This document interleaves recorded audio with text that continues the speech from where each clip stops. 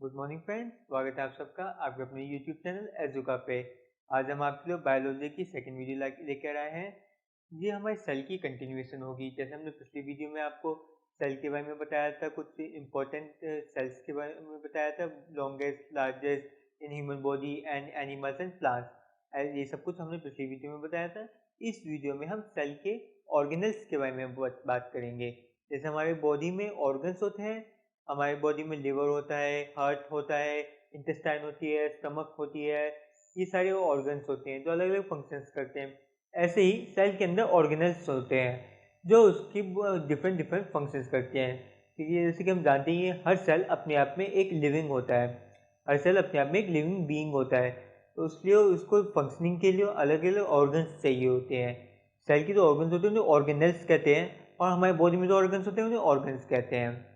ये basically 10 main organelles हैं जो एग्ज़ाम में काफ़ी ज़्यादा पूछे जाते हैं और जिनके फंक्शंस भी काफ़ी ज़्यादा पूछे जाते हैं। इसलिए हम इन्हें बड़ी डिटेल में इस वीडियो में डिस्कस करने वाले हैं।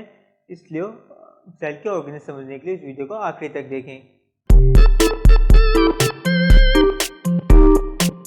अब सेल के अंदर दो तरह का कंटेंट होता है, एक लिविंग एक नॉन लिविंग।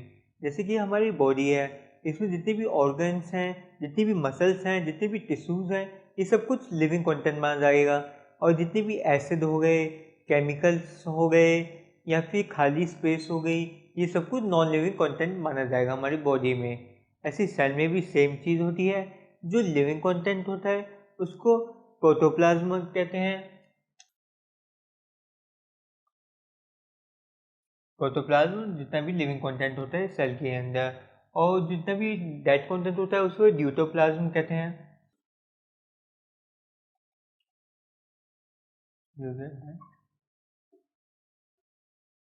ये लिविंग।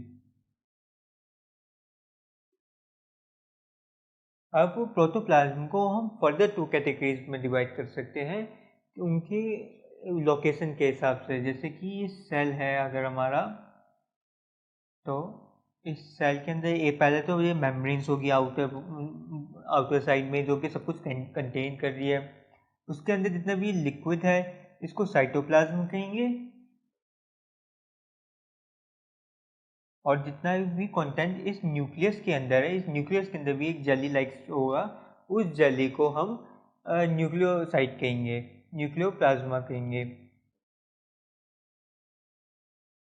न्यूक्लियोप्लाज्मा हो गया न्यूक्लियस के अंदर की जेली, और सेल के अंदर की न्यूक्लियस से बाहर की जो जेली होगी उसको साइटोप्लाज्म कहेंगे। अच्छा, इन जेली के अलावा भी और भी काफ़ी सारे ऑर्गेनल्स होते हैं।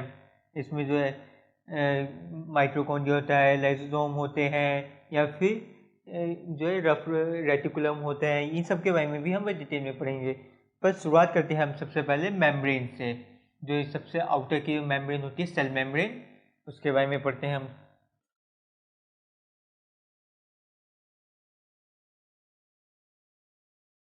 सेल मेम्ब्रेन जो कि प्लांट सेल और एनिमल सेल दोनों में ही प्रेजेंट होती है। इसका मेन फंक्शन क्या होता है? ये सभी सेल के अंदर का जो भी कंटेंट होता है, जितना भी ये साइटोप्लाज्म हो गया या न्यूक्लियस या फिर बाकी ऑर्गेनल्स हो गए, उनको कंटेन रखना, कहीं वो बाहर ना निकल जाए, सेल से बाहर निकल के फ्लोट ना हो जाए और आउटर इन्वायरमेंट से सेग्रीगेट रहें। ये फंक्शन होता है सेल मेम्ब्रेन का। और ये जो है ट्रांसपोर्ट में भी मदद करता है। ये डिसाइड करता है कि कौन सी चीज़ को पास होने देना है, कौन सी चीज़ को रोकना है। ये सेमी परमिएबल एक मेम्ब्रेन होती है जो कि सिर्फ ज़रूरत के मटेरियल को पास होने देती है। न्यूक्लियस इसको आदेश देता है कि कौन सी चीज़ को अपने से पास होने देना है, कौन सी चीज़ को रोक के रखना है, अंदर नहीं घुसने देना है। फिर दूसरी आती है सेल वॉल। सेल वॉल जो कि सिर्फ प्लांट सेल्स में पाई जाती है। ये सेल वॉल जो है एनिमल सेल में नहीं पाई जाती है। ये सेल वॉल जो है बहुत ही ज़्यादा रिजिड होती है। सेल वॉल बहुत ही ज़्यादा रिजिड होती है और ये सेल्यूलोज की बनी होती है। जिससे हम बोलते हैं पेड़ जो सेल्यूलोज के बने होते हैं, वो एक्चुअल में ये सेल वॉल होती है, ये सेल्यूलोज की बनी होती है, जो कि बहुत ही रिजिड स्ट्रक्चर प्रोवाइड करती है। रिजिड और स्ट्रॉन्ग स्ट्रक्चर, ताकि वो एक्सटर्नल शॉक को बियर कर सके। जो प्लांट है हमारा प्लांट सेल, वो एक्सटर्नल शॉक को बियर कर सके और टूटे ना, भी टूट के जो अगर ये सिर्फ कमज़ोर सी मेम्ब्रेन होती, हमारी सेल मेम्ब्रेन होती, तो वो तो टूट जाती और सारा कंटेंट अंदर का बाहर निकल आता और सेल मर जाता है वहीं की वहीं। क्योंकि पेड़ों को जो है तुम जानते हो कि बाहर खड़े रहते हैं, चल नहीं सकते पेड़, तो उन्हें धूप पानी इनका सामना करना पड़ता है, बहुत ही ज़्यादा उन्हें रिजिड होना पड़ता है इस पेड़ों को। इसलिए सेल्यूलोज की बनी हुई एक एक्स्ट्रा मेम्ब्रेन चाहिए होती है इनकी सेल्स को, जो कि उन्हें प्रोटेक्शन प्रोवाइड करती है। इनके अंदर भी सेल मेम्ब्रेन्स होती है। इसके पहले तो ये हमारी सेल वॉल होगी और सेल वॉल के अंदर सेल मेम्ब्रेन होती है। सेल मेम्ब्रेन का वही काम होता है कि जो है परमिशन देती है किस चीज़ को आना है, किस चीज़ को बाहर रखना है, और ये स्ट्रक्चर प्रोवाइड करती है। इसके बाद हमारा आता है साइटोप्लाज्म, जिसके बारे में हमने पहले भी डिस्कस कर रहा था। वो साइटोप्लाज्म तो हमने बता दी कि जेलिला एक स्ट्रक्चर होता है जो कि पूरा सेल में भरा होता है, और इसका मेन फंक्शन होता है जितने भी केमिकल रिएक्शन होते हैं सेल के अंदर, अलग अलग तरीके के केमिकल रिएक्शन, एनर्जी बनाना है या फिर जो है कोई भारी ऑब्जेक्ट आ गया है तो उसको डिस्ट्रॉय करना है केमिकल रिएक्शन से, ये सारे केमिकल रिएक्शन साइटोप्लाज्म के अंदर ही होते हैं। और साइटोप्लाज्म जो है एक कंटेन करके रखता है, साइटोप्लाज्म सभी ऑर्गेनल्स को कंटेन करके रखता है, यही इसका सिर्फ काम है। फिर चौथा आता है हमारा माइटोकॉन्ड्रिया।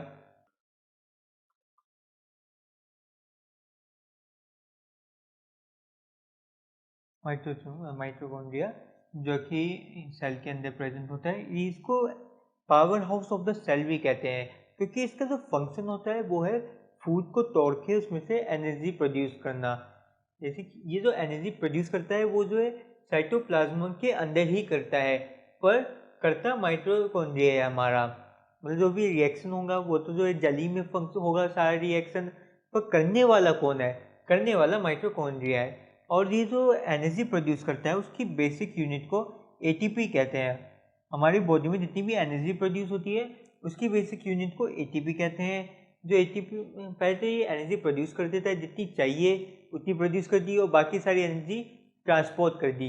जैसे हमारे शरीर में अलग अलग जगह पे हर जगह हर सेल अपनी अपनी जगह पे एनर्जी बना रहा है, पर हर जगह एनर्जी ज़रूरत तो होती नहीं है, इसलिए जहाँ पे ज़रूरत होती है वहाँ ठीक है, बाकी जो एनर्जी भेज दी, आगे भेज दी, जहाँ ज़रूरत नहीं है वहाँ से एनर्जी सेल ने आगे भेज दी, दूसरे सेल को भेज दी। ये एटीपी होती है बेसिक यूनिट। फिर पांचवा था हमारा लाइसोसोम। लाइसोसोम जिनको सुसाइड बैग भी कहा जाता है। मैं तो पहले ये लिख देता हूँ, पावर हाउस कहते हैं इसको, और लाइसोसोम्स को जो है सुसाइड बैग कहते हैं। इसको सुसाइड बैग क्यों कहते हैं?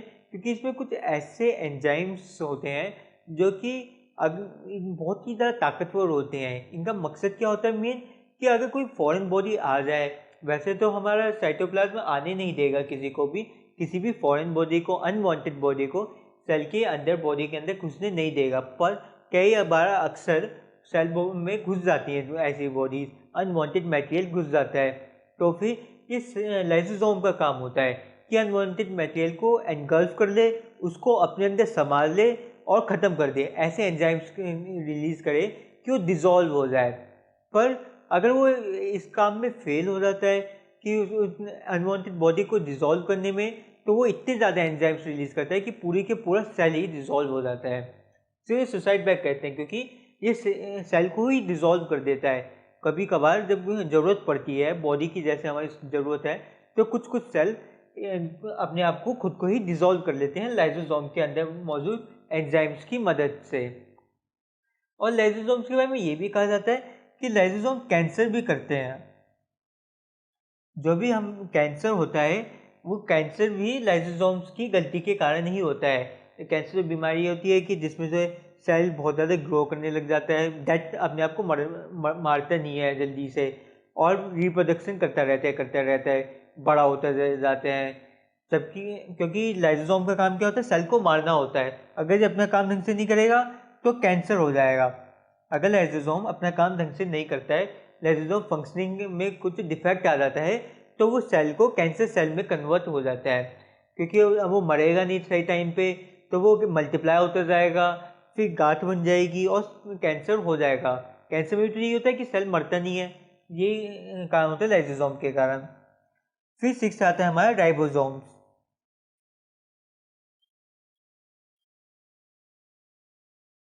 राइबोसोम्स बहुत ही छोटे छोटे डॉटेड होते हैं, बहुत ही छोटी छोटी डॉट्स की तरह दिखाई देते हैं एक सेल के अंदर, और इनका काम होता है प्रोटीन को सिंथेसाइज करना। हाँ, ये वही वाला प्रोटीन है जो कि आप जो प्रोटीन शेक पीते होंगे मसल बनाने के लिए हो, या फिर जो ब्रेन के लिए प्रोटीन लेते हैं, जो भी ये प्रोटीन होता है हमारे मसल्स या फिर ब्रेन में, वो सारा का सारा राइबोसोम्स बनाता है। ये खाने को फूड को तोड़ता है, प्रोटीन को तोड़ता है और उसे यूज करने लायक फॉर्म में कन्वर्ट कर देता है राइबोसोम्स। फिर 7th आ जाता है हमारा एंडोप्लाज्मिक रेटिकुलम।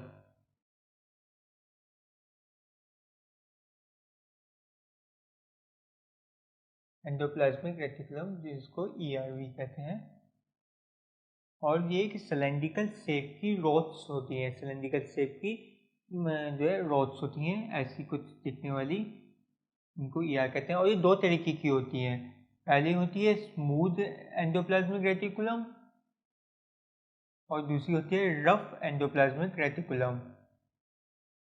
स्मूथ वाली का मकसद होता है हमारे फैट्स और लिपिड्स को सिंथेसाइज करना, मतलब कि जो फैट और लिपिड्स होते हैं खाने के अंदर उसको तोड़ के यूज करने लायक फॉर्म में बनाना, उसको सिंथेसाइज करना, ये काम होता है स्मूथ एंडोप्लाज्मिक रेटिकुलम का।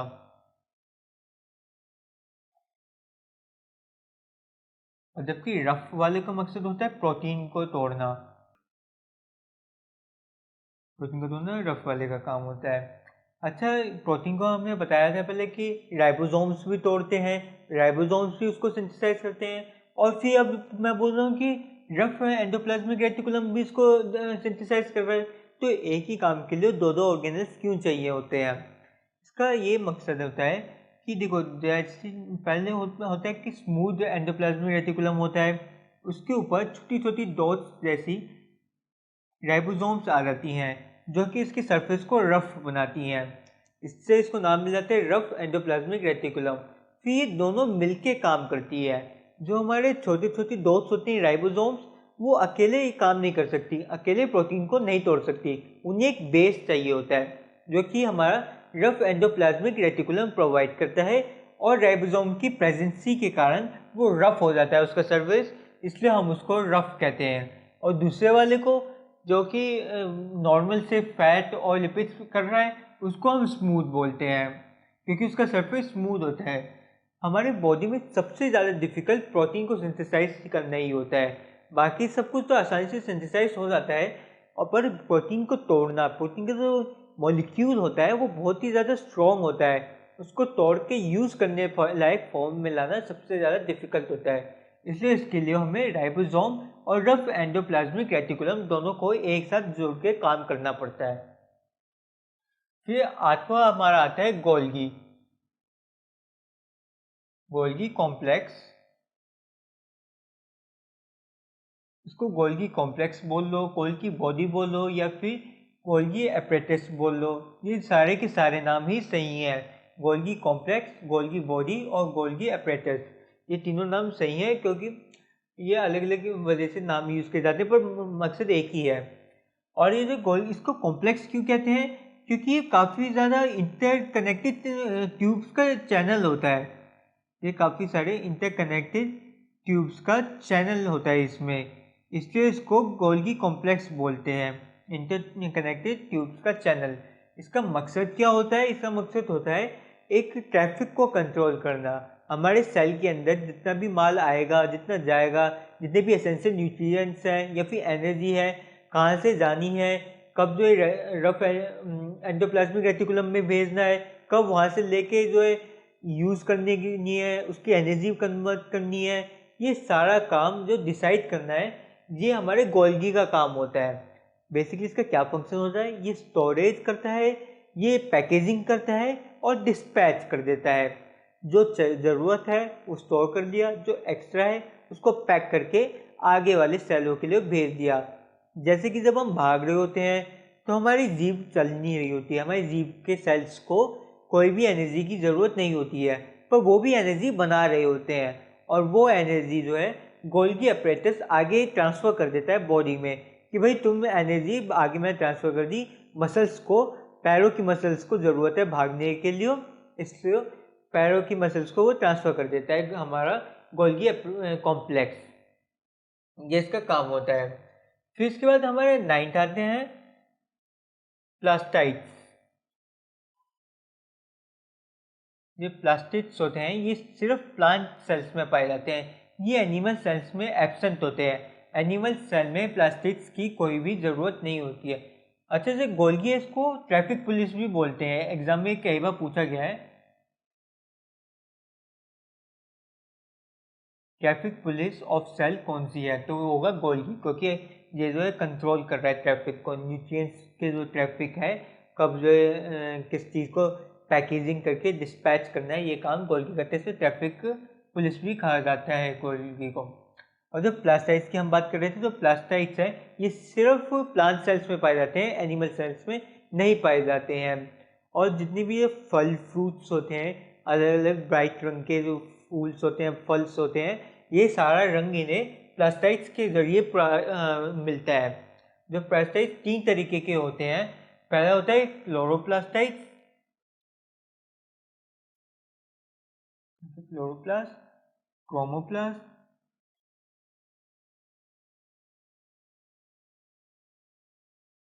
और ल्यूकोप्लास्ट।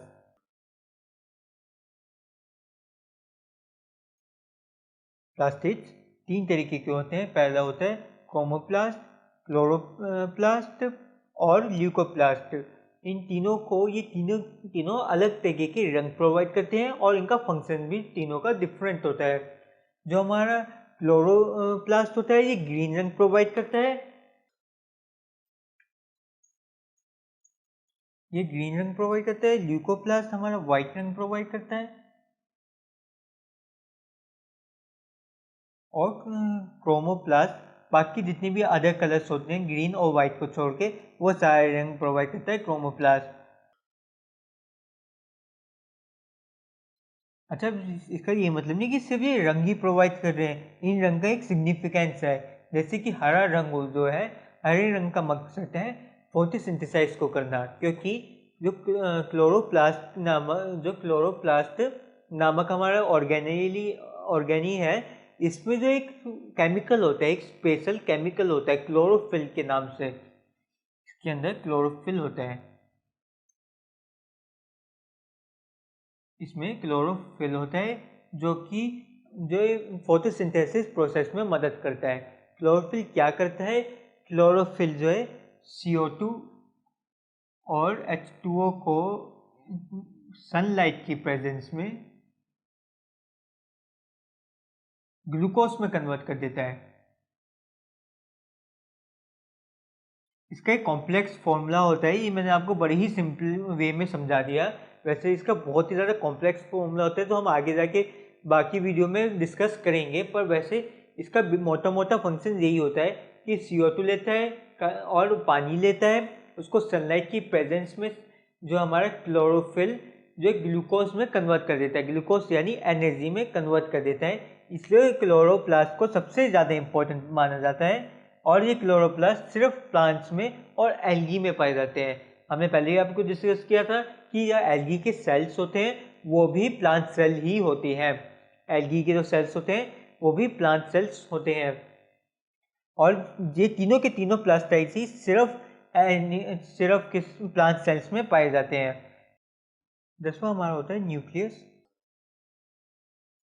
न्यूक्लियस जिसका क्या फंक्शन होता है, जिसको हम ब्रेन ऑफ द सेल भी कहते हैं। ब्रेन क्यों? क्योंकि जितने भी फंक्शनिंग होते हैं सेल के, कि कब जो है एनर्जी प्रोड्यूस करनी है, कब जो है एनर्जी को ट्रांसपोर्ट करना है, ये करते तो बाकी ऑर्गेनल्स हैं, पर इनको ऑर्डर कौन देता है?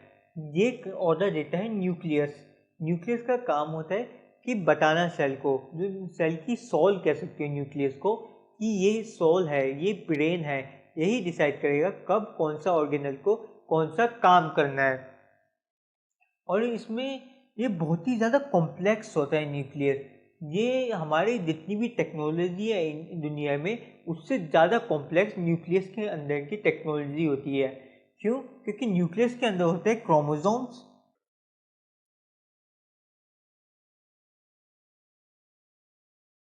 क्रोमोसोम्स, और क्रोमोसोम्स के अंदर होता है डीएनए।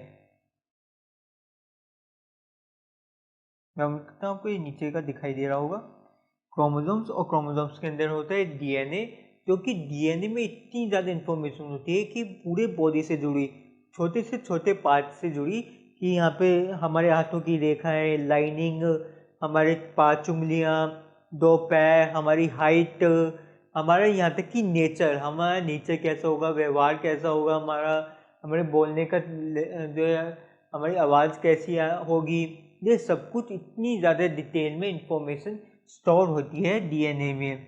जो कि कई बार बोलते हैं ना कि इसमें जेनेटिक डिफेक्ट है, इस आदमी में ये जेनेटिक बीमारी है। उसका क्या मतलब होता है कि उसके डीएनए में प्रॉब्लम है, कि वो डीएनए में ही कुछ ऐसी छोटी सी इंफॉर्मेशन में छोटी सी वेरिएशन आ गई है कि जो डीएनए जो पास होता है वो पेरेंट्स से चिल्ड्रंस को पास होता है। उस पास होने में इतनी छोटी सी वेरिएशन या छोटी सी चेंज आ गया, जिसके कारण उसको इतनी भयानक भयानक बीमारियां हो जाती हैं।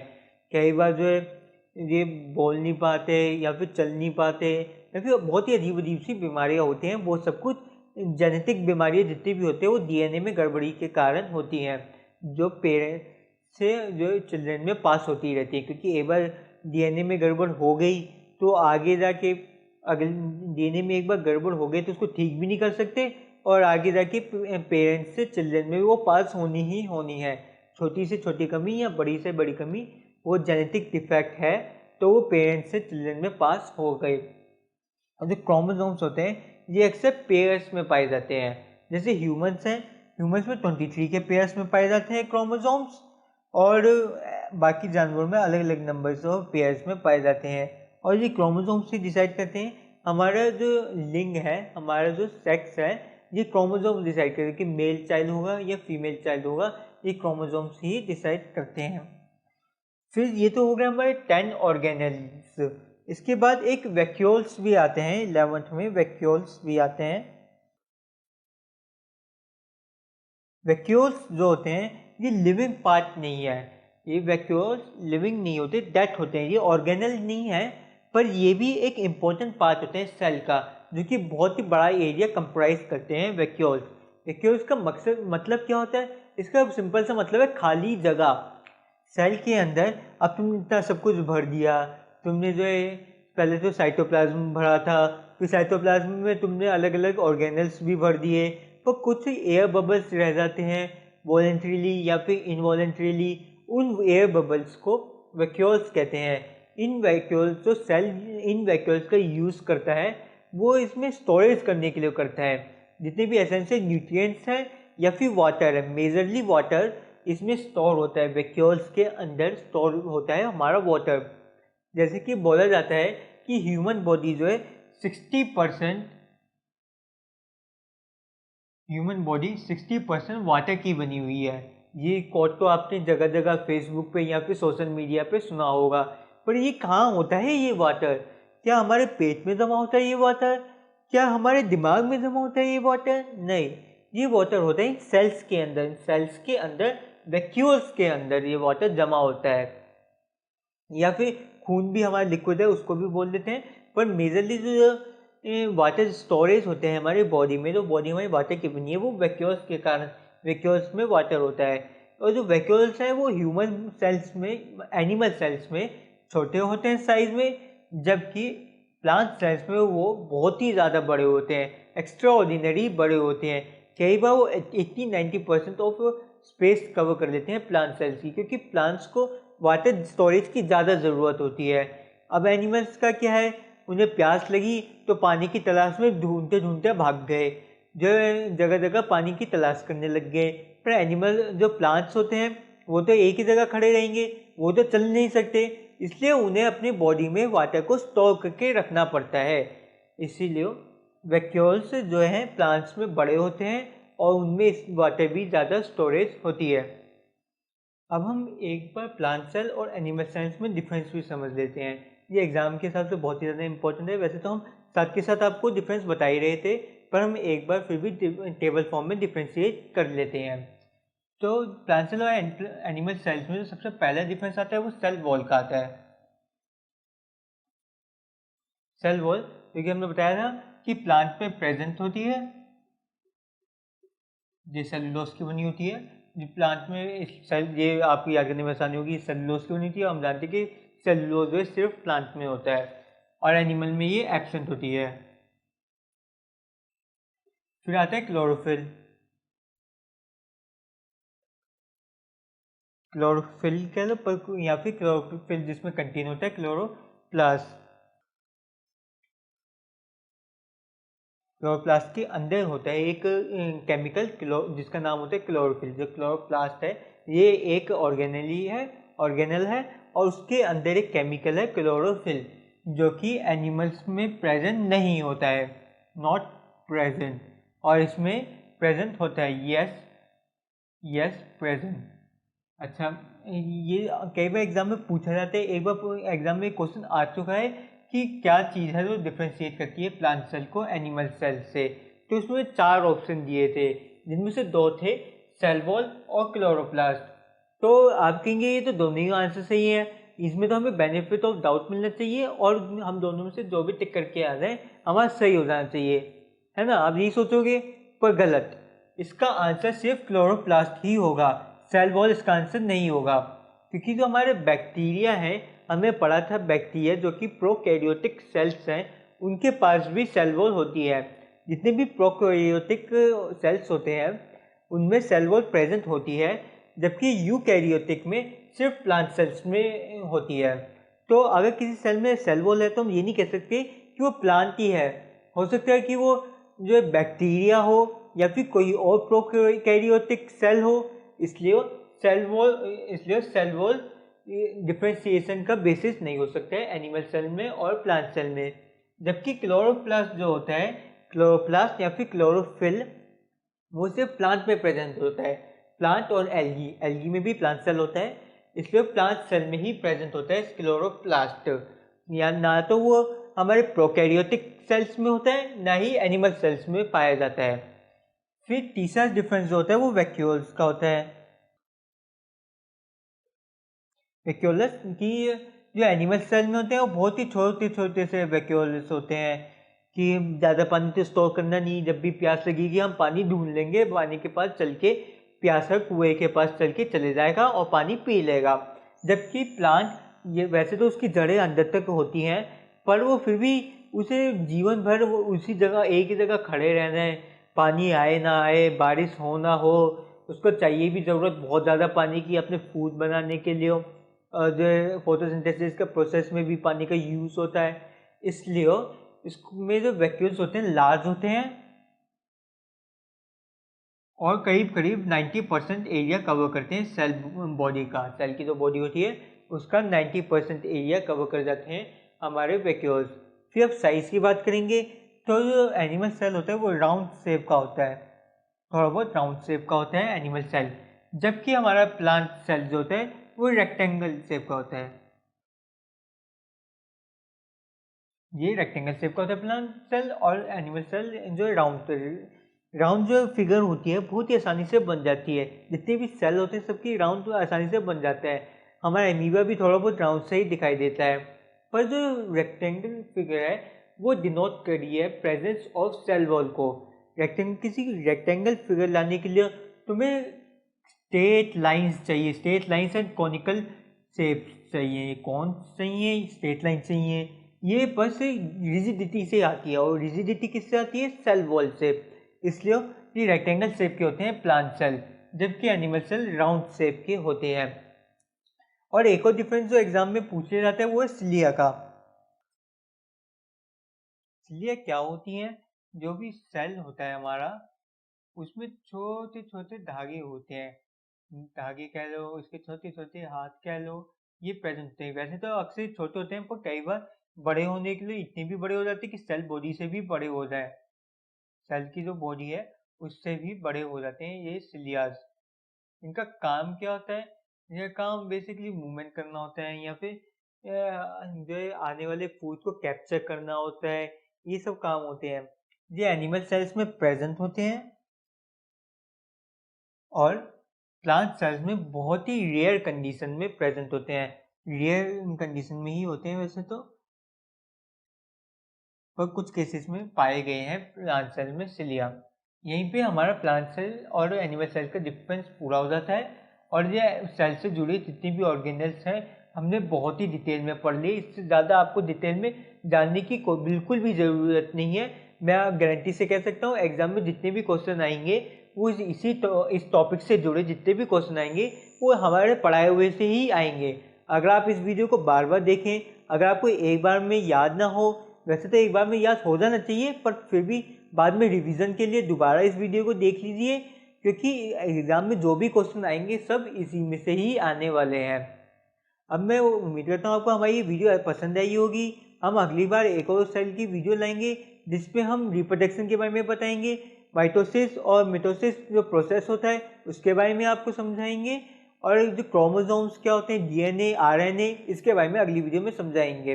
तो उस वीडियो को भी ज़रूर देखें। अगर आपने हमारा चैनल अब तक सब्सक्राइब नहीं किया तो नीचे दिए गए सब्सक्राइब बटन पर क्लिक करें, नीचे दिए गए बेल आइकन पर क्लिक करें, और ये वीडियो पसंद आ गई हो तो लाइक शेयर कमेंट करना ना भूलें। Thank you.